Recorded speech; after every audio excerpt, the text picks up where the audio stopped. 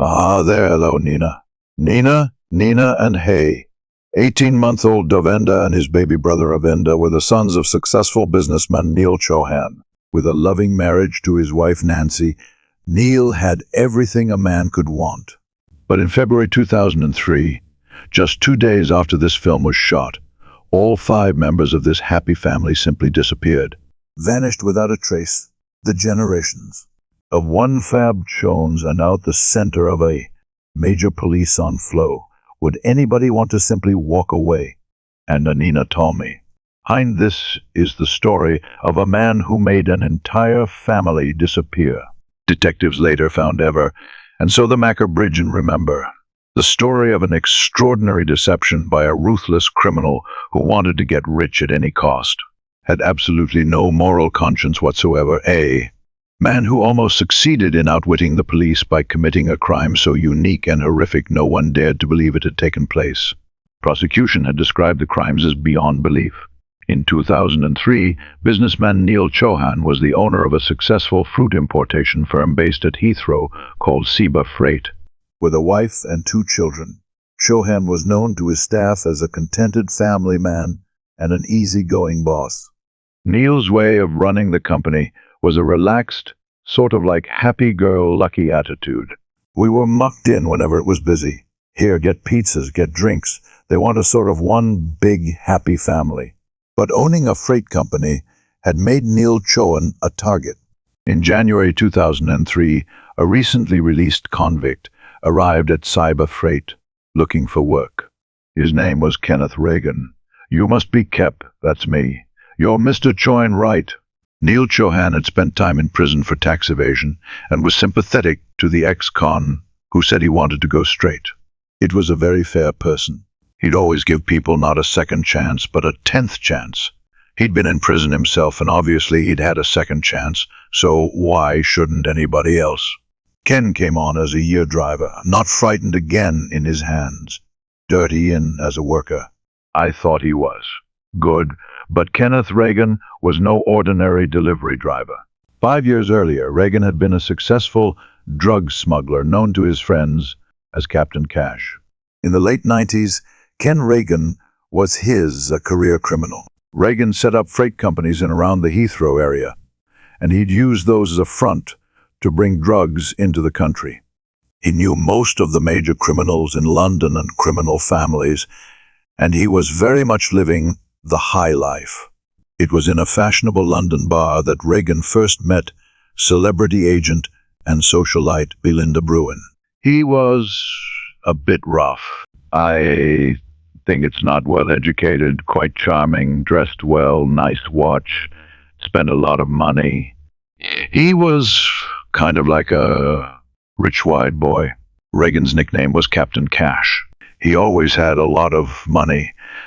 And I mean high denomination notes. He had a briefcase, and I've seen that twice when it was just full of money, and I think he thought it bought him class when he had none whatsoever. Belinda would eventually be drawn unwittingly into Reagan's world of crime and deceit. It started when the gangster became obsessed with her. He used to phone me quite a lot, an email saying, I hadn't felt like this in 30 years. You're like a drug I can't, just bizarre, considering that he didn't really know me at all. And then one day a friend of mine said to me, "Why on earth are you going out with someone like Reagan?" And I said to him, "I'm not." And he said, "Well, he told me that you're his girlfriend." And I said, "You've got to be kidding." And he said, "No, I'm not," which I found slightly worrying. And then, literally, I think a few days later, he got arrested. June the 17th, 1998, Reagan was caught with 25 kilograms of heroin. Facing 18 years in prison, he decided to become a grass. Reagan's testimony helped convict 12 major criminals, while his own sentence was reduced. By the time he was released from prison 4 years later, Captain Cash had few friends and little money.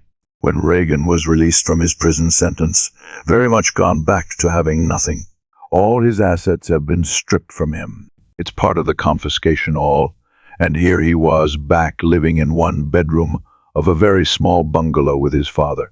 Reagan I think very much wanted to get back in the driving seat as a drug importer. Mr. Chohan's business was the perfect framework to hang his drug-dealing activities on. Reagan came up with a plan to steal Neil Chohan's company, a plan so ruthless that no one would realize it had taken place. He began by setting a trap. Soon after starting work at SEBA, Reagan approached Chohan and said he knew some investors who wanted to buy the company. That the bait was a cash offer of £3 million, a large enough sum to tempt the businessman whose wife, Nancy, wanted him to retire. "I've got investors." I knew that Nancy wanted to go back to Indre. She'd made it clear she missed India, and we talked about it a couple of times because he did say that the level of education in India was higher than the UK, and Nancy was desperate to go back there. While Chohan considered his offer, Reagan began working on the next phase of his plan. SEBA Freight was not the only thing he wanted to acquire. By this time, Belinda Bruin had given up her house in Chelsea for a new life in Devon. Reagan's obsessive calls and letters had stopped during his 4 years in prison, but now free, he began to pursue Belinda once more. "A few weeks after you got out of prison, he left me a few messages on my mobile. He said that he had a business deal he wished to discuss with me. And at the time, I had this huge house, a huge mortgage, and 2 kids at private school. When I'd given up my job and then my boyfriend left me. So how can I put it? Yes. And so I rang him." Reagan told Belinda he was planning to take over SEBA Freight and needed a new managing director. Although she had no relevant experience, Reagan offered her a huge salary for a 2-day week. At first, he offered me £54,000, which is a lot of money. But I thought, I've got 2 kids at private school and a huge mortgage. That's not going to cover everything. And so he said, "Fine, I'll pay you $72,000, and I thought, well, that's great. The job offer gave Reagan an excuse to visit Belinda at her isolated Devon home. He'd come up with bizarre reasons, like he'd want me to sign a letter or a form, or he'd want me to help him fill in a form, and he'd drive all the way from Salisbury or from London to my house for 20 minutes. Reagan seemed to become strangely fixated on the land around Belinda's farm. He used to moan about the mud a lot, the mud in the lane. "I couldn't live here, it's so disgusting." He wanted to cut down some of the trees and build a nice wall and electric gates. This was an old farmhouse, not a football as pad in Essex. He kept saying, "I could make this place really, really nice for you. What you need is a drainage ditch." By February, Chohan had made up his mind he would meet the investors that Reagan said wanted to buy his company. On the Thursday morning for Valentine's Day, he left his office, telling staff he had a meeting at Stonehenge. He said, "I'm going off to do a deal and sell the company," he said, "and I'll let you know." And that was the last time I saw him. On Monday morning, the employees at SEBA were greeted with a shock announcement. I came in on a shift on Monday. We all gathered around, and Belinda was introduced as a new owner of the company by Ken. Came in the shock to everyone, if it's something we were expecting. Everyone was thinking what had happened and knew where he had gone. But is it real that his old company? Oh, what about our jobs? And so many things happening.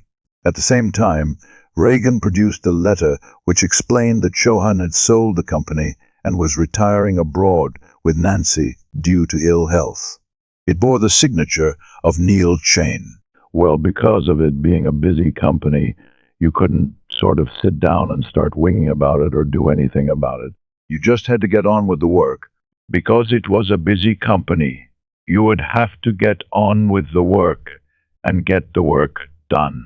Belinda was given a desk and a computer and began examining the books as Reagan had asked her to, but on her second day she fell ill. Instead of going to SEBA, where Reagan was expecting her, she drove home to Devon. When I pulled into the drive, I couldn't believe it. There was this old beaten-up Jackie, and I thought, what on earth's going on here? And I saw these 2 guys in my field with a digger. The 2 men were William Hansey and Peter Reese, both friends of Ken Reagan.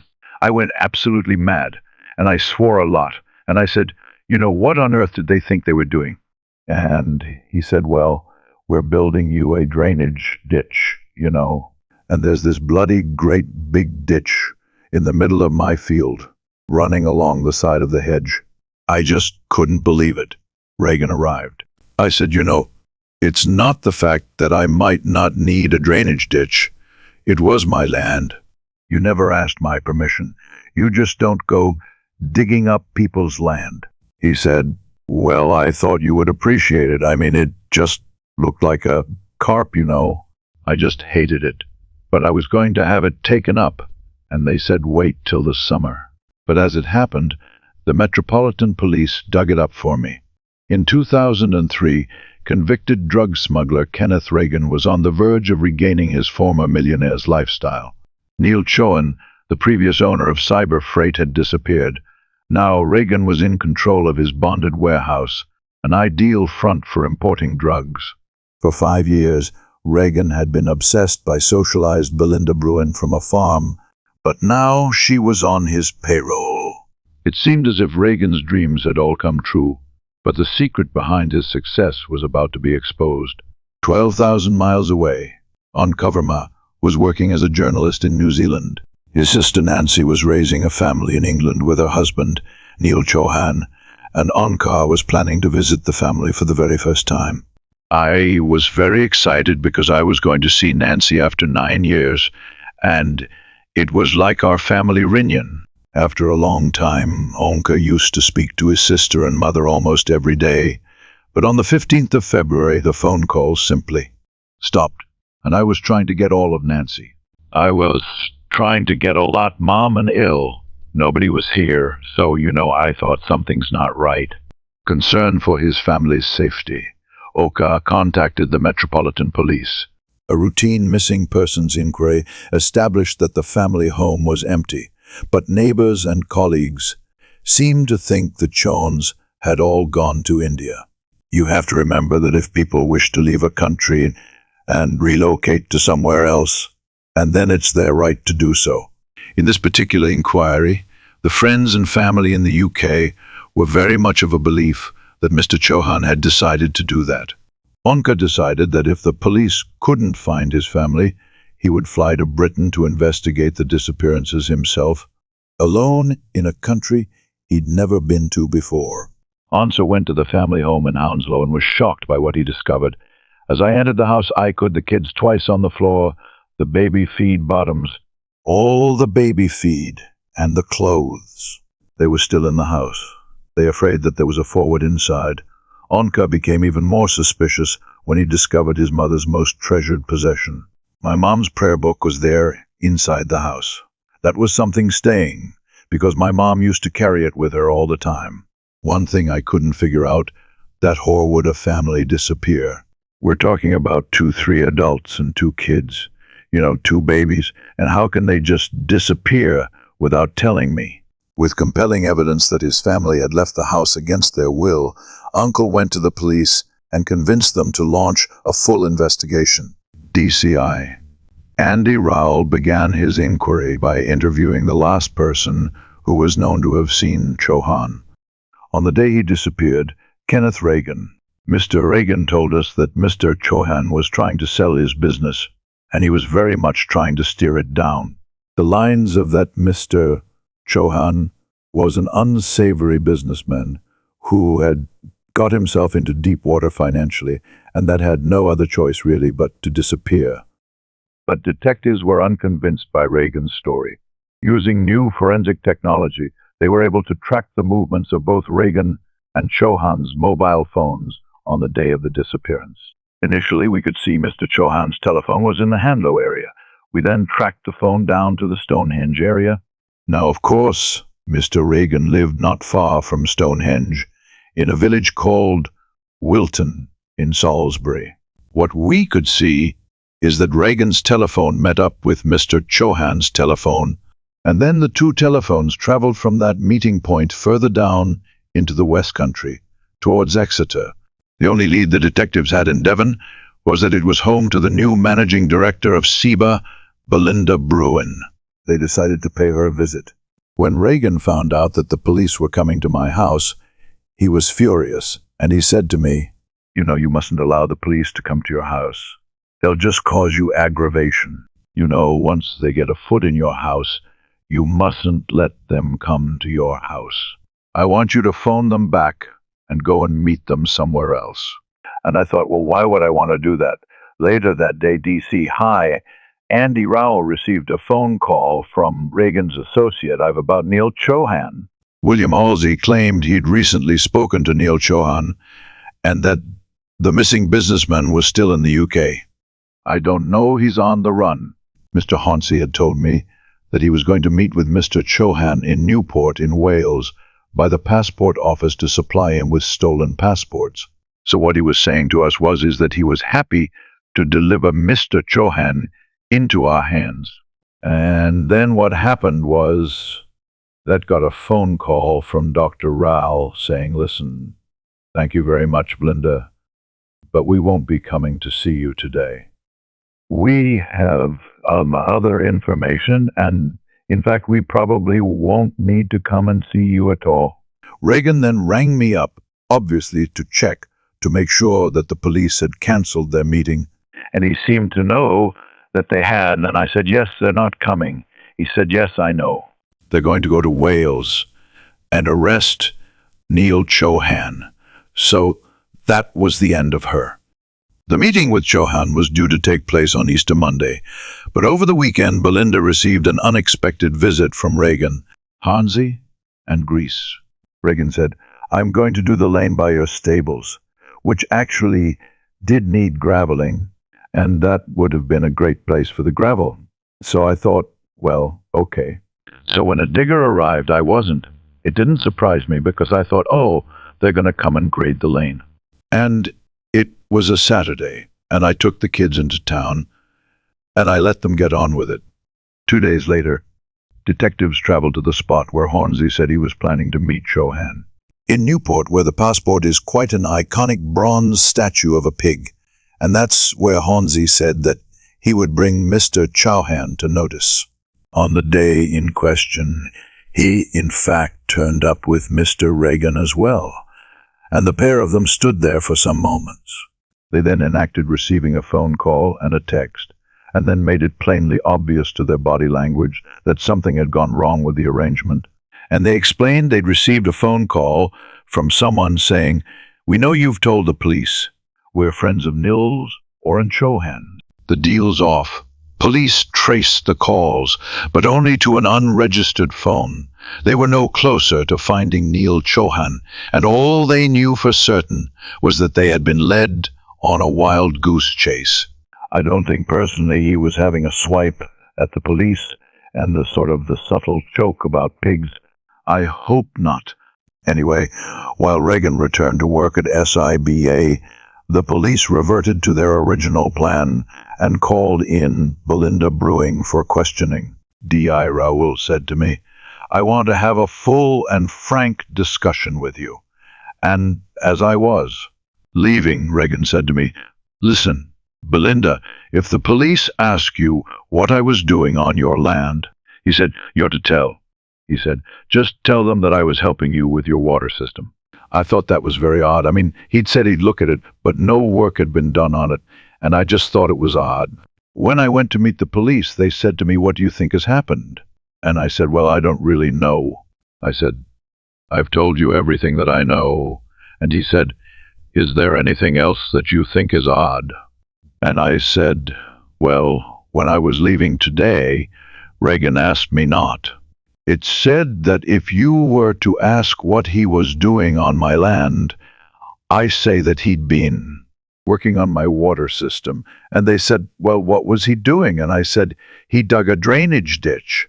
And the two of them looked at each other and said, he did what?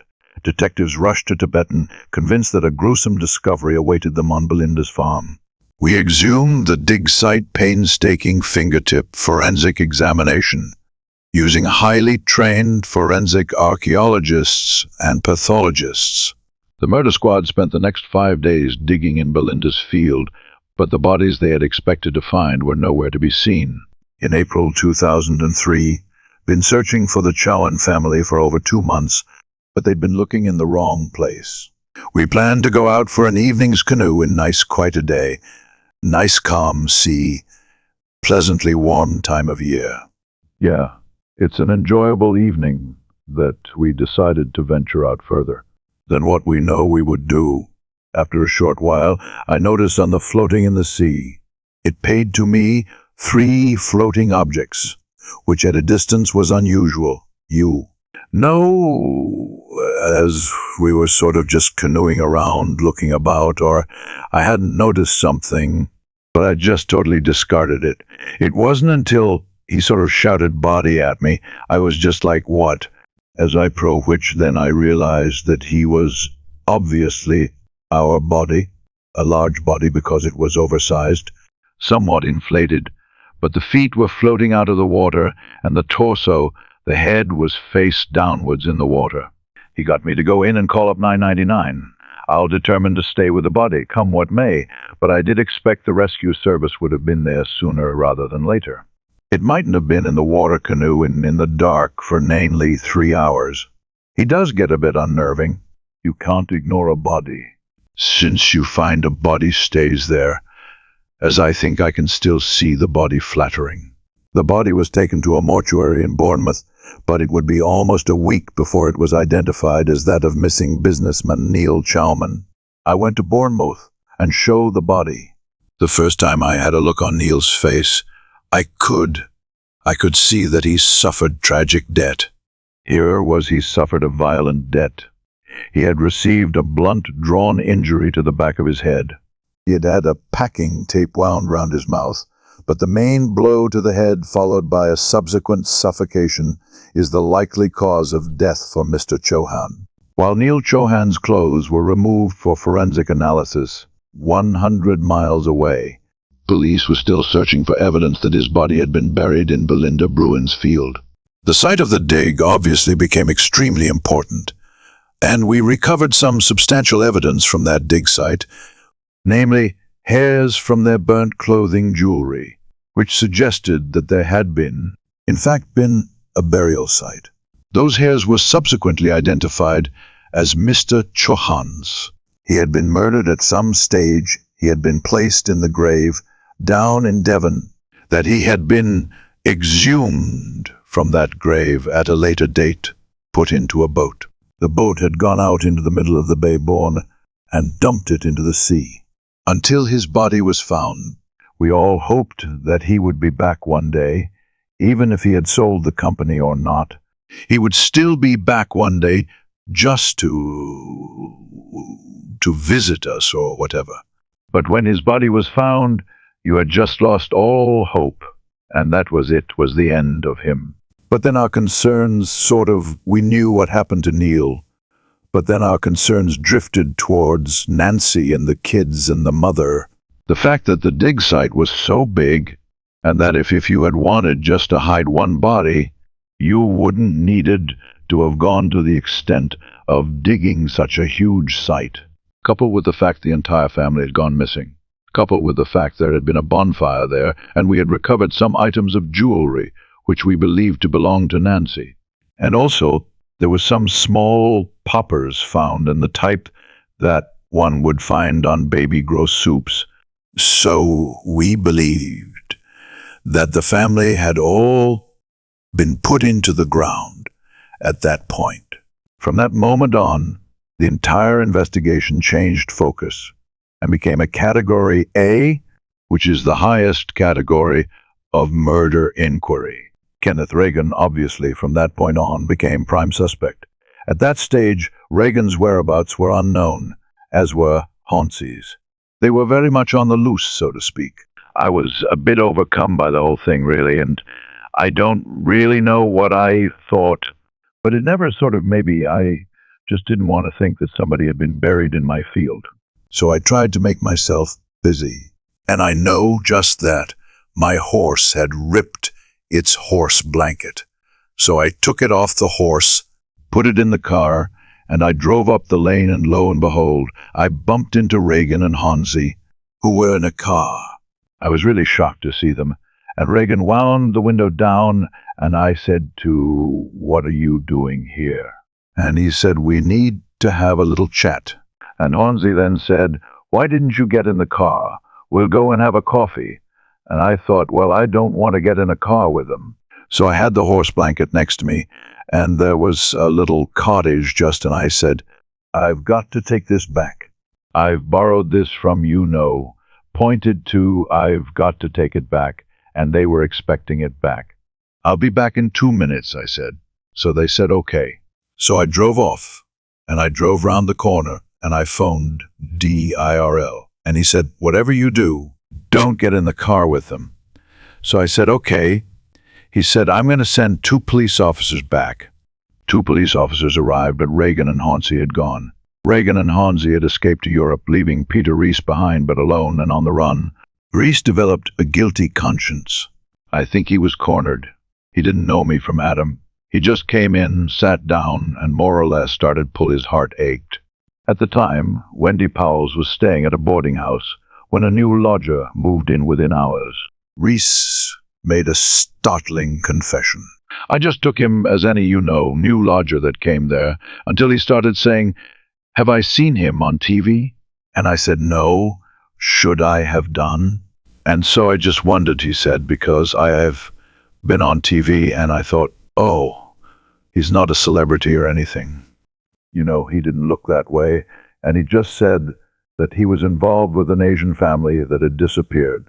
They could put me at the scene of where the bodies were buried, but I didn't kill anybody, was going. They can't do that. They can pain that on me. And I say to him, what's going on, He just said that Reagan was crazy because he killed 2 children. I gasped, and I said, "Hey, were they killed?" He said that Reagan had shot them. It was Reagan. "He size psycho," he said. "He killed them all. I knew what I had to do, because how many people come to your home every day and say they killed 5 people and 2 babies? 3 adults and 2 babies. Wendy Powles alerted the police, and after just 12 days on the run, Peter Reese was arrested at a nearby pub. Despite his confession to Wendy Powles, Reese refused to answer any questions, and the whereabouts of the Chohan family remained a mystery. But 3 weeks later, a fisherman discovered another body floating in the Solent. I was told that Nancy's body was decomposed, but I interested on seeing the body because for me, it was not a skeleton. For me, it was my baby sister. For me, she was still alive. I was talking to her, and that was it. Tearful goodbye, that's what I said. I felt sorry that I couldn't hear her. I did say that, Nancy. I tired my purse, but I can't tell you. Kenneth Reagan was tracked down by police in Belgium after 2 months on the run, and just 6 weeks later, William Hornsey gave himself up. The 3 prime suspects were now in custody, but they refused to answer any questions. With 3 family members still missing and no witnesses to the murders, police needed hard evidence to link their suspects to the crime. Little did they realize that the vital clue they needed had been left by Neil Chohan himself. April 2005 saw the start of the longest criminal trial in the history of the Old Bailey. Police were trying to prove that Kenneth Reagan, William Hornsey, and Peter Reese had abducted and murdered all 5 members of the Chohan family. The 9-month trial saw almost 4,500 different exhibits, from financial transactions to petrol receipts, but it was telephone tracking evidence which provided the foundation for the whole case. We got ourselves in a position where we pretty much knew exactly what had gone on and could give a very clear indication to the trial the enormity of the crime and who'd committed it. Initially, police had established Reagan and Chohan's movements by tracking their mobiles. Once they gained access to Hornsey and Reese's phones, they had compelling evidence for an abduction. Our telephone intelligence had suggested that Mr. Chohan had been with Mr. Reagan, Hornsey, and Reese. And then the telephones traveled down to Wilton and Salisbury, namely 3 Forge Close, which was Ken Reagan's home address. Over the critical period when Mr. Chohan had gone missing, there was never a time that one of those telephones wasn't in that area leading us to believe he was being guarded at number 3 Forge Close. All the men could now be placed at the scene, but detectives still needed further clues as to what really happened at 3 Forge Close. In the run-up to the trial, they unexpectedly received some vital new evidence from one of the suspect's own relatives. Mr. Hauncey's son approached police and produced to us Alex Mark color printer, and also this gray suitcase, which contained a number of pieces of A4 paper with Mr. Chohan's signature. On the printer and documents from Holmes's suitcase explained how Reagan had managed to convince the staff at SIBA that Neil Chohan had sold the company and left the country. Police argued that Neil Chohan was held at 3 Forge Close, so Reagan could force him to sign the documents under duress. What are you playing at? What are you doing? Just fucking sign it. The suitcase contained 10 blank sheets with Chohan's signature spares, which Reagan could have used to produce other forgeries if they were needed. Reagan's initial plan was to get rid of Annual Chohan. I think once he'd gone down that road, he was left in a position where he had to murder the entire family because he knew that had he not done so, that Nancy would have raised the alarm. We could see clearly from the telephone intelligence that while Mr. Reese remained in Salisbury, Reagan and Hauncey traveled to London to Sutton Roadhouse, though where they spent several hours. I guess, but it's possible that is when the family met their deaths in that address. I don't know that to date. What I can say is that Reagan haunts you were in that area, and I can say that the family disappeared on that day. For Mr. Reagan, these murders were something he had to do to get what he wanted, and it was meant little to him as changing his shirt.